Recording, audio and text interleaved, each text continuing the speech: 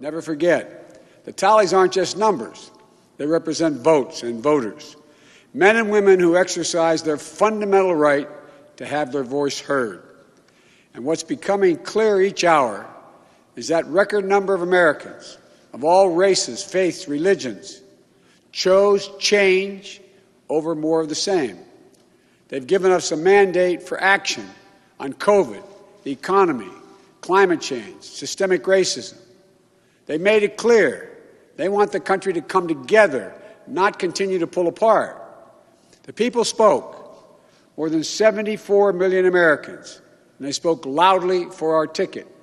But while we're waiting for the final results, I want people to know we're not waiting to get the work done and start the process. Yesterday, Senator Harris and I held meetings with groups of experts on public health and the economic crisis this country is facing. The pandemic, as you also know, is getting more worrisome all across the country. Daily cases are skyrocketing, and it's now believed that we could see as many as 200,000 cases in a single day. The death toll is approaching 240,000 lives lost to this virus.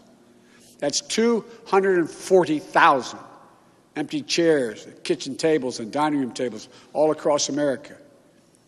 We'll never be able to measure all that pain and the loss, the suffering that so many families have experienced. We know something about what it feels like to lose someone. And I want them to know they're not alone. Our hearts break with you. I want everyone to know on day one, we're going to put our plan to control this virus into action. We can't save any of the lives lost, any of those who have been lost, but we can save a lot of lives in the months ahead. Senator Harris and I also heard yesterday about how this recovery is slowing because of the failure to get the pandemic under control. More than 20 million people are on unemployment. Millions are worried about making rent and putting food on the table. Our economic plan will put a focus on a path to a strong recovery. Look, we both know tensions are high. They can be high after a tough election, one like we've had. But we need to remember, we have to remain calm, patient. Let the process work out as we count all the votes. You know, we're proving again what we've proved for 244 years in this country. Democracy works. Your vote will be counted. I don't care how hard people try to stop it. I will not let it happen. The people will be heard. Our journey is toward a more perfect union, and it keeps moving on. In America, we hold strong views. We have strong disagreements, and that's okay. Strong disagreements are inevitable in a democracy, and strong disagreements are healthy. They're a sign of a vigorous debate, of deeply held views. But we have to remember, the purpose of our politics isn't total, unrelenting, unending warfare. No, the purpose of our politics, the work of the nation, isn't to fan the flames of conflict, but to solve problems, to guarantee justice, to give everybody a fair shot, and to improve the lives of our people. We may be opponents, but we're not enemies. We're Americans.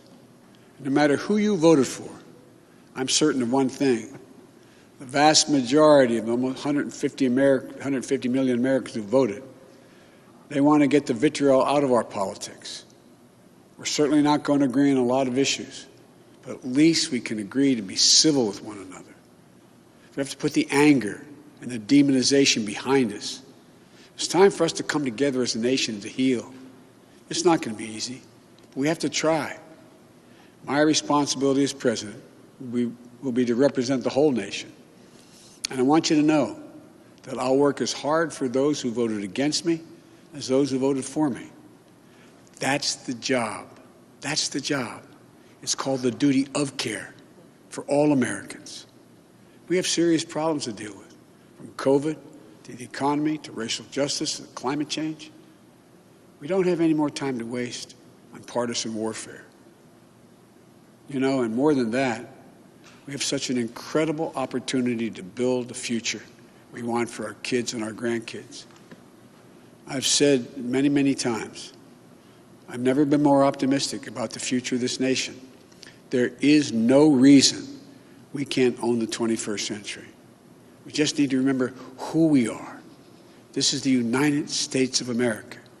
And there's never been anything we've been unable to do, unable to accomplish when we've done it together. I hope to be talking to you tomorrow. I want to thank you all, and may God bless you, and may God protect our troops. Good night.